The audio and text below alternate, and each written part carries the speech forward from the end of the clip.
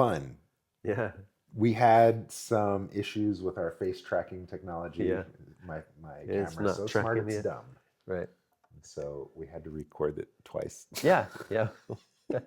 Well, I mean, we caught it, the first little bit. Yeah. Suffice to say, we rehearsed. We This still got it episode. done. Yeah. Yeah.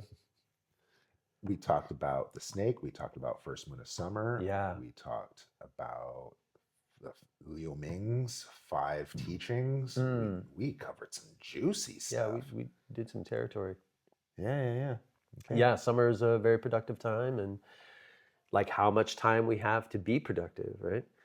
We talked about that. We got like that 6 weeks before solstice and what that all means, and like got to get to it and how to get to it, and what water snake gives you and what it doesn't give you, Yeah, this actually we could do it again. And what's funny, even if we weren't recording, Yeah, we'd be talking about it. Yeah, stuff. it's such a rich time. Like it's actually quite fascinating, and maybe it's because I'm a pig and I'm just like I have no idea what's going to happen. So it's very captivating. I think the chi of water snake. So it's a good show. Enjoy it. Yeah. Hey guys, this month our episode is sponsored by Sohan over at West China Tea.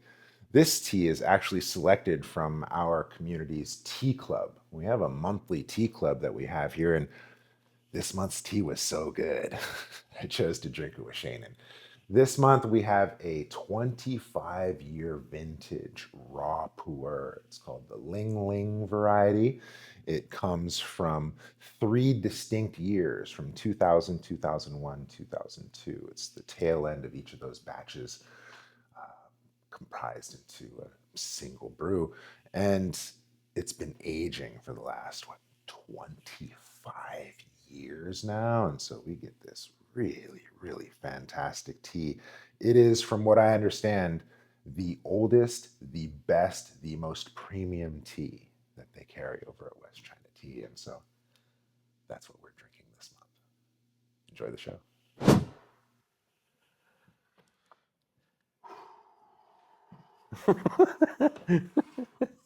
That's a great way to start the episode. Is it following me? Is it following me? No. Okay. Oh, technology.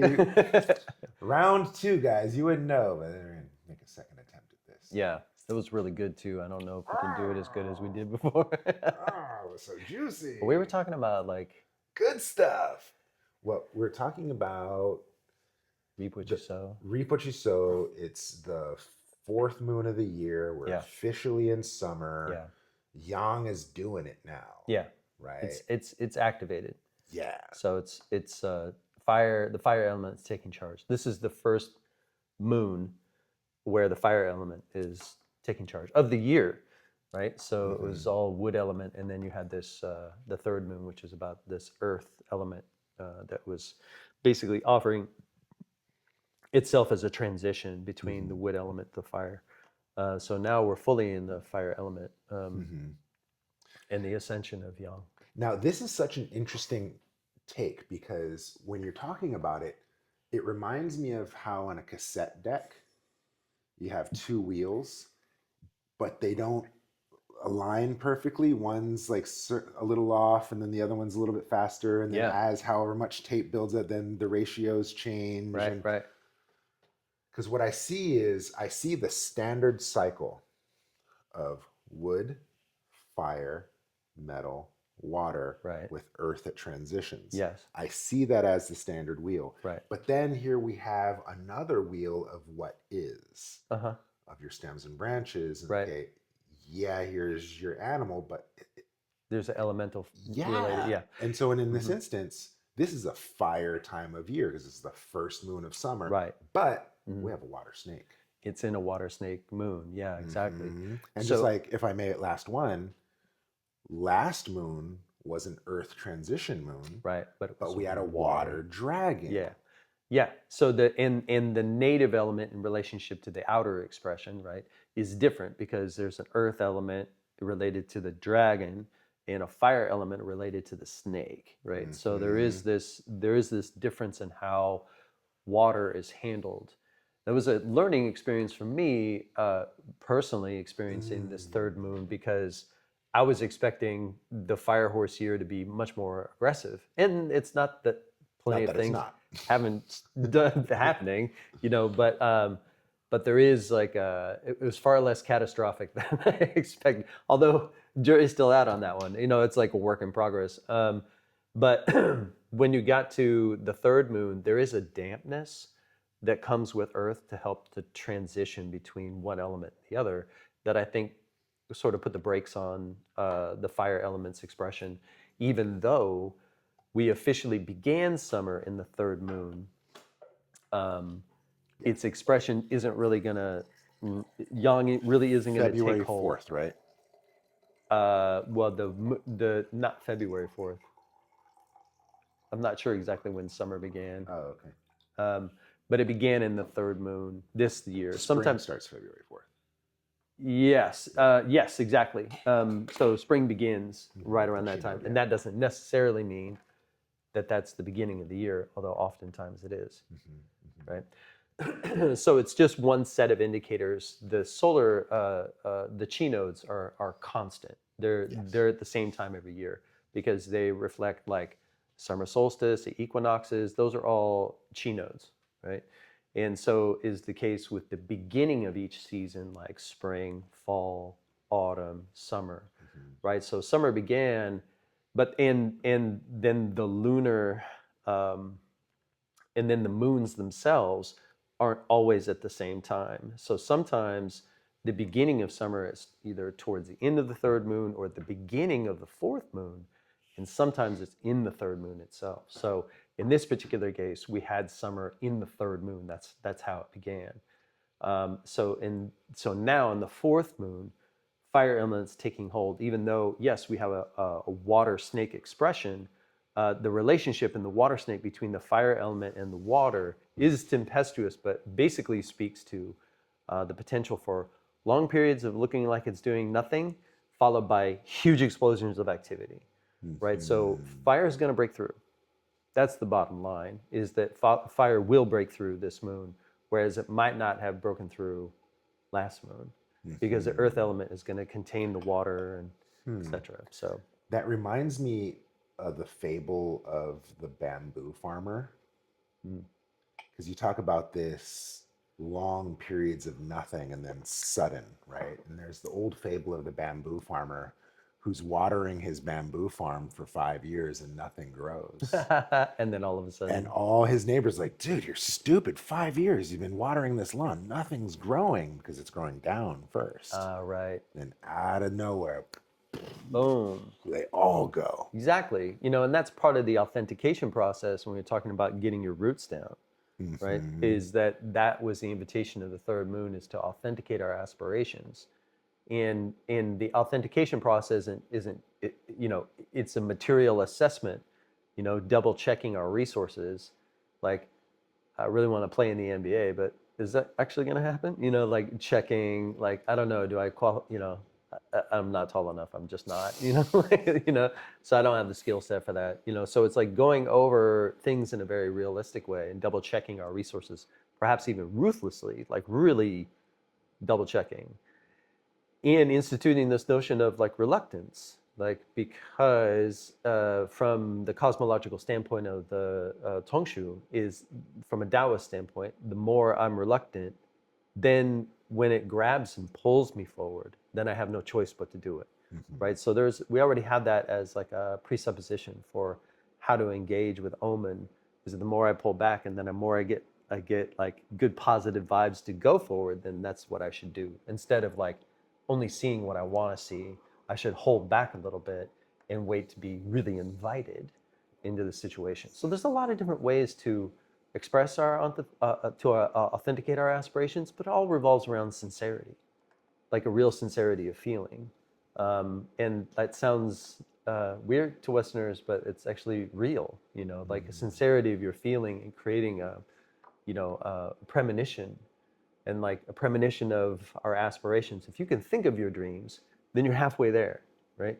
And so then you're looking for omens to kind of help invite you to have a dialogue with your environment and to get affirmations in that way. So that's a lot of what the third moon is all about, is creating this dynamic, and it allows you to be really interactive. And especially in a moon like the water dragon, there's like all kinds of evidence for big changes happening all around us. So now the biggest difference between spring and summer is that spring you can initiate tons of different things, and you don't have to expect for them to go anywhere. But when summer initiating activity actually invites a conclusion, like it actually leads to consequences and potentially even repercussions if you do things in I don't want to say half-assed, but like if you're not sincere, if you're hypocritical, in some way, if you're not like fully aligned with it, or you're trying to take advantage or be an opportunist, there are repercussions for our actions. And that's the whole point of summer. That's the biggest difference between spring and summer, is that the act of initiation actually leads to consequences and results in the summer, whereas it doesn't necessarily do so in spring. So that's what we're being pulled into now, going into the fourth moon, is to recognize okay, so there's support for conclusions. And that doesn't mean you have to push for results in this kind of maximalist way, right, that Westerners like to do. That's not really what it means. It just means understanding the reciprocity of our action. So from here forward, all of our actions are going to be couched in reciprocity. So it is a kind of, we reap what we sow. So the fourth moon is essentially a maturation of yang, because yang is now in this place where it's going from this grain sprouts, right, to grain ripens in this fourth moon. Because yang only has like a really limited amount of time to actually make a real impact in the, like you're talking about with the 80-20 rule, right? Yeah. Throughout the entire year, yin is dominant, except for this really small period of time where yang actually comes forward and makes a huge impact. It's like breaks the order up and creates the game, for things to move and grow and transform. So it creates conditions for change and for yin to take on different forms and aspects, right? So that's what we're going through right now. So sort of initiating the change that's happening right now. And before it was doing it kind of an immature way, but now in this maturation of yang, we have about 6 weeks from this moon into the next moon where yang's going to make a real impact. And then that's basically to solstice, which is the end of yang's like peak, crescendo. And then after that, we're managing the decline of yang because it's so strong. We have to get it to settle down, and then we're trying to secure the legacy of all that activity. So that's how powerful that can be in such a short period of time. It all kind of just clicked for me as like, aha, this is a legit farmer's almanac. Yeah. For an agricultural society, right, that revolves around grain. Yeah. It's kind of like a no duh, but it just landed on me Right. that the golden harvest is our grain, and that's yang. Yeah. And it takes 6 weeks to mature, grow, harvest. Right. And then the rest of the year, we're managing that harvest. Yeah. We're either curing it, storing Right. it, Sharing preparing it, like, all that stuff. Yeah. Wow. Treating it as it's the central resource.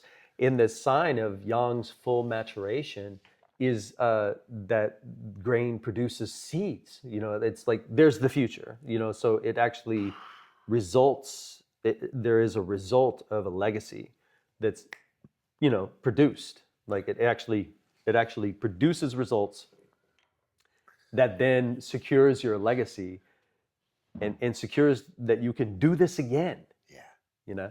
So yang's dominance is not meant to be belligerent, because if you do that, then you don't get a legacy. You burn your resources, right? So there has to be a management of this power, because it is really incredibly powerful. But there has to be a management of this power, and part of that management is standards. Setting standards. Like, how do you know when you're fulfilled? Like, what is the expectation that you're setting? for your fulfillment. And that's very much part of this fourth moon, is like setting expectations, like setting real expectations for your mature advancement or your mature fulfillment. It's absolutely essential for understanding what does success look like for you, right? Yeah. Looking at it, you looking at it. You looking So, at it. yeah, I'm down with what I'm wearing. So there's a lot of different ways to express that, and that has a lot to do with the dragon, right? Authenticating our aspirations with sincerity, like what is it that we deserve or feel like we want. So as you were saying earlier, that oftentimes the snake is often seen as the tail of the dragon. Uh-huh. So it is the case that the third and fourth moon, or the dragon in the sequence of the earthly branches, the dragon and the snake take up a lot of space, right? So they are the big yang, big yin in the sequence of time, and the rest are either preparing for or responding to, right? These two big pairs, and that's the case also in the calendar as well. How many animals does it take Mhm. to respond to a dragon? At what point does it where does your skin end and my skin begin? Where does the impact end and the preparation begin? For my understanding, Yeah. with the dog, Dog. because in the dog you're done, heaven and earth separate, and so there's no more. The dragons go to sleep, right? That's right, dragon dog. Ah. So dog is basically the closing of the book in that way, and then you turn toward the ancestors, and you turn toward and you give thanks. And lucky pig. And then pig is all about the enjoyment and rest. Yeah. Oh, and the transformation to new, right? Because Yeah, I mean, it's the pig is the dissolution of the year. Mhm. It's you just completely let go. What, summer? I don't remember summer. It's like that's what that's about. And then in the rat moon, you're basically you're surviving. The darkness, and then that's also the turn toward the light. Right. And that's where you get the winter solstice. This happens in the rat, and then again in the ox, you're just trying to get your feet underneath you, just trying to keep calm and carry on, and work within like a very immediate confines. And then first moon of spring, you're all inspired and like, I can't wait to I don't know what I want to do, but I want to do something. And then you just repeat the whole thing over and over again. But that would be my response, is like that's where the door closes on the influence of the dog, or sorry, the dragon is with the dog. Thank you for that, because the assumption would be solstice or something, or right, the turn of the year. Yeah. Well, sometimes there are many calendars that actually treat the time around dog moon as the end of the year. I think that's like where you have like some of the Jewish holidays, that's where their New Year's is at. It's like in that period of time.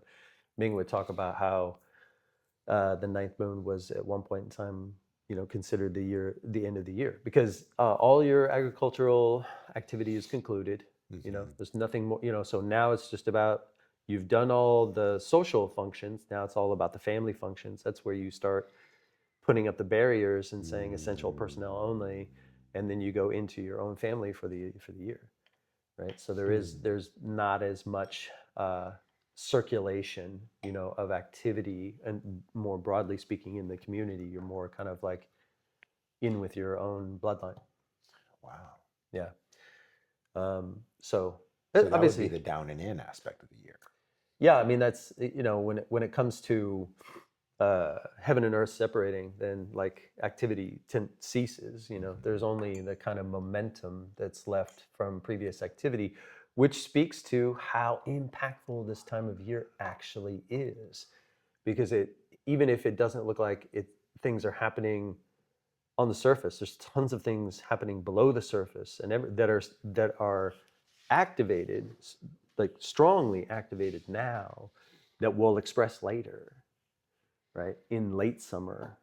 So where you have like squashes and pumpkins and things that take longer time. They're getting all that energy, strong energy now, and they're carrying it through all the way. That takes them that long to kind of like mature and develop.